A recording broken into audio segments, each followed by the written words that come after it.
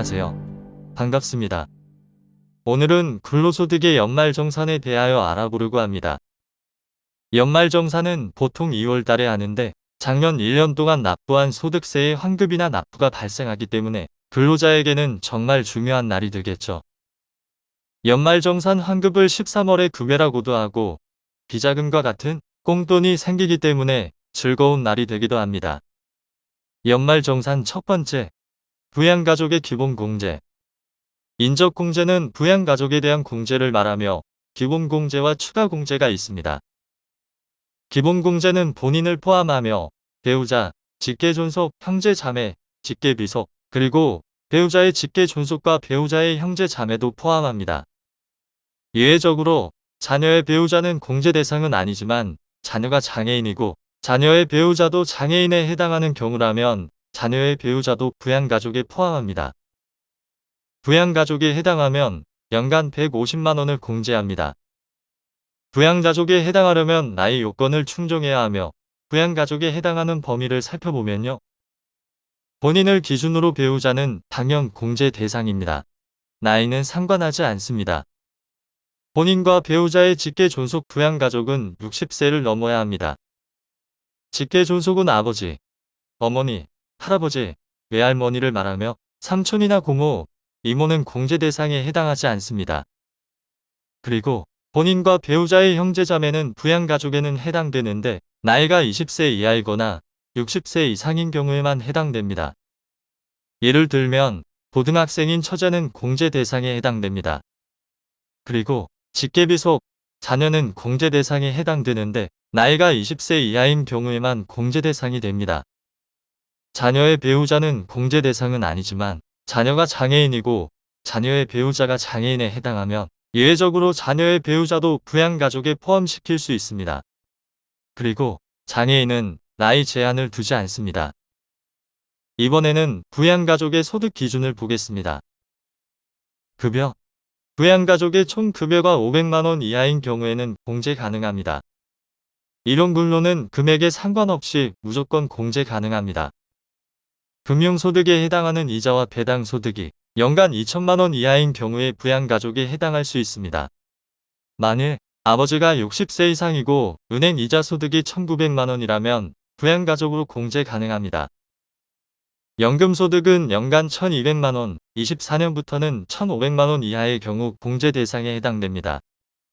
기타소득은 필요경비를 차감한 금액, 기타소득 금액이 300만원 이하인 경우 공제 가능합니다. 사업소득, 양도소득, 퇴직소득이 연간 100만원 이하인 경우에는 부양가족에 해당됩니다. 이렇게 부양가족에 해당하는 나이 조건과 소득 조건에 대하여 알아보았습니다. 두 번째, 부양가족에 해당하는 경우의 추가공제. 부양가족에 해당하면서 다음의 조건에 해당하는 경우에는 추가공제가 가능합니다.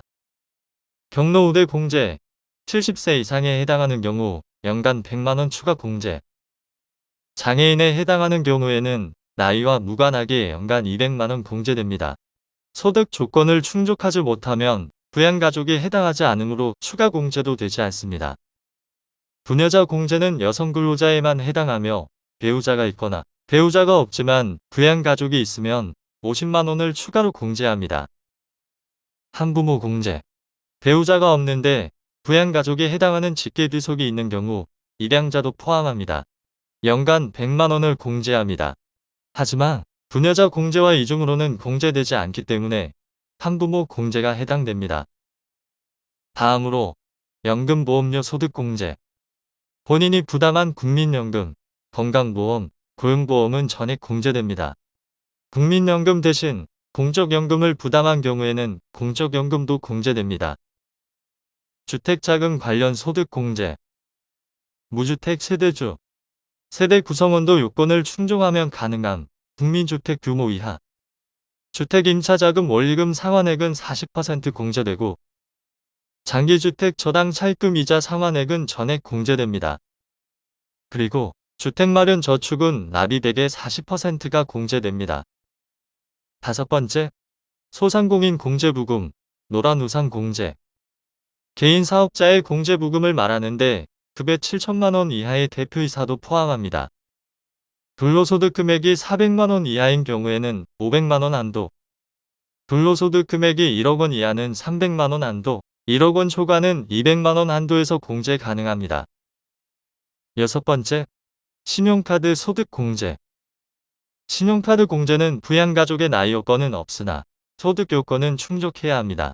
또한 형제자매의 신용카드는 공제할 수 없습니다. 청급여의 25%를 신용카드로 사용해야 하며 근로기간 중 사용한 금액만 해당됩니다. 신용카드는 사용액의 15%, 직불카드나 현금 영수증은 30%를 공제하고 전통시장, 대중교통에 사용한 금액은 연간 100만원 한도로 40%를 공제합니다. 도서, 공연, 박물관 사용 금액은 30%를 공제하는데 총 급여가 7천만원 이하인 경우에만 해당합니다. 신용카드로 전통시장이나 대중교통에 사용하면 공제가 큰 전통시장과 대중교통에 적용하고 신용카드는 공제되지 않습니다. 7천만원 이하자는 300만원과 급여의 20% 중 적은 금액을 한도로 하고 1억 2천만원 이하에 해당하면 250만원 한도로 공제하며 1억 2천만원을 초과하면 200만원을 한도로 공제합니다. 다음으로 신용카드 공제 대상에 해당하지 않는 것에는 해외사용분, 사업소득, 회사 경비와 관련된 비용의 사용금액, 보험료나 리스료, 제세공과금, 아파트 관리비 등, 상품권 등 유가증권 구입비, 취득세가 부과되는 재산의 구입비, 중고자동차는 구입금액의 10% 공제합니다. 그리고 국가 등에 지급하는 사용료 등은 신용카드 공제 대상에서 제외합니다. 6-3. 신용카드와 중복 공제되는 것. 의료비를 신용카드 등으로 결제 시 신용카드 공제와 의료비는 중복으로 공제됩니다. 미취학 아동의 학원비와 교복 구입비를 신용카드로 결제하면 신용카드 공제와 교육비 중복으로 공제됩니다. 그래서 의료비, 미취학 아동의 학원비, 교복 구입비 세 가지는 신용카드와 의료비, 교육비가 이중으로 공제 가능합니다. 일곱 번째, 산출세액과 세율. 1,400만원까지는 6%, 5천만원까지는 84만원 플러스 1,400만원 초과 금액의 15%, 그리고 24%, 35%, 38%, 40%, 42%, 마지막으로 10억원 초과는 3억 8,406만원 플러스 10억원 초과 금액의 45%. 이처럼 우리나라의 종합소득세 세율은 최저 6%부터 최고 45%까지 8단계 누진세율로 구성되어 있습니다. 여덟 번째, 자녀세 공제. 자녀가 1명, 2명인 경우에는 1명당 15만원, 3명 이상은 1인당 30만원씩을 공제합니다. 출산 입양세 공제. 첫째는 30만원, 둘째는 50만원, 셋째는 70만원을 세액 공제합니다. 연금계좌 세액 공제. 과학기술인 공제, 근로자 퇴직급여보장법, 연금저축에 해당하면 15% 또는 12%를 세액에서 공제합니다. 연금저축은 근로자 본인에 해당하는 경우에만 공제 가능합니다. 열 번째, 특별세액 공제. 보험료 공제는 부양가족의 나이와 소득 요건을 모두 충족하여야 하며 저축성 보험은 공제되지 않습니다. 납입액의 12%, 장애인 전용 보험은 15%를 공제하는데 모두 100만원을 한도로 하여 공제 가능합니다. 다음은 의료비. 의료비는 부양가족의 나이와 소득에 관계없이 무조건 공제 가능합니다. 본인 경로자, 장애인, 중증환자의 의료비는 전액 공제 가능하며 그 밖의 공제 대상자는 총 급여의 3% 초과액에 대해서 700만원 한도로 공제 가능합니다. 산후조리원은 1회당 200만원 한도 내에서 공제 가능한데 총 급여가 7천만원 이하의 근로자에게만 가능합니다. 안경이나 콘택트렌즈 구입비는 연간 50만원을 한도로 공제 가능하며 실손보험에서 환급받게 되면 환급액은 의료비 지출액에서 차감하여야 하겠습니다.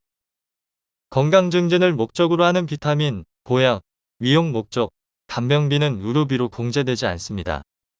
정기적인 건강검진은 공제 가능합니다.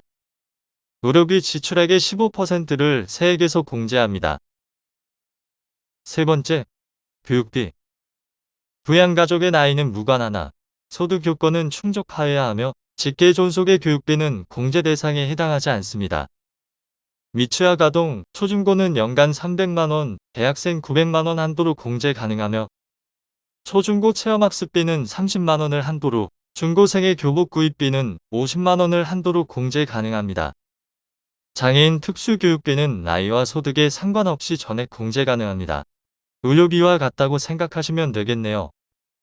미취학 아동의 학원비는 공제 가능하지만 초중고의 학원비는 공제되지 않습니다. 그리고 대학원은 본인만 공제 가능합니다. 교육비 지출액의 15%를 세액에서 공제됩니다. 네 번째, 기부금. 부양가족의 나이는 무관하지만 소득은 충족되어야 합니다. 정치자금 기부금은 10만원과 10만원 초과로 구분하여 공제되는데 정치자금 기부금은 본인만 공제 가능합니다. 법정기부금, 특례기부금이라 한 지정기부금, 종교단체 기부금을 구분하여 입력하고 당해 공제 한도를 초과한 기부금은 10년 이내 2월 공제가 가능합니다. 11번째, 월세 세액 공제. 청급여 7천만원 이하, 종합소득금액 6천만원 이하의 근로자에 해당하며 국민주택 규모, 기준시가 4억원 이하에 해당하여야 합니다. 월세 대상액은 750만원 한도로 하고 무주택 세대원의 명의로 계약한 월세는 세대원이 세액 공제 가능합니다. 청급여 5,500만원 이하는 17%를 공제하고 7천만원 이하는 15%를 공제받을 수 있습니다.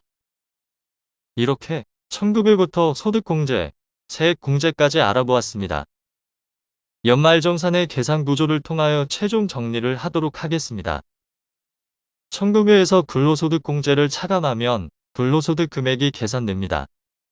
소득에서 차감하는 것은 기본공제와 추가공제, 4대 보험료 본인 부담분 공제, 주택 관련 공제, 노란우산 공제, 신용카드 공제, 소득공제 합계액을 차감하면 과세표준이 계산되고 해당 세율을 적용하면 산출세액이 계산됩니다. 세액 감면은 중소기업 취업자에 대한 소득세 감면이 있는데 청년, 고령자, 경력단절 여성, 장애인에 대하여 소득세를 감면합니다. 세액공제는 자녀세액공제, 연금계좌세액공제, 보장성보험, 의료비, 교육비, 기부금, 월세액공제가 있는데 특별세액공제를 신청하지 않거나 세액공제 금액이 13만원보다 적으면 표준세액공제를 적용합니다. 마지막으로 결정세액이 계산되고 기납부세액을 차감하면 납부해야 할 세액이 계산됩니다. 그리고 계산된 세액의 10%를 지방소득세로 추가 납부해야 합니다. 오늘은 근로소득 연말정산에 대하여 알아보았습니다. 수고하셨습니다.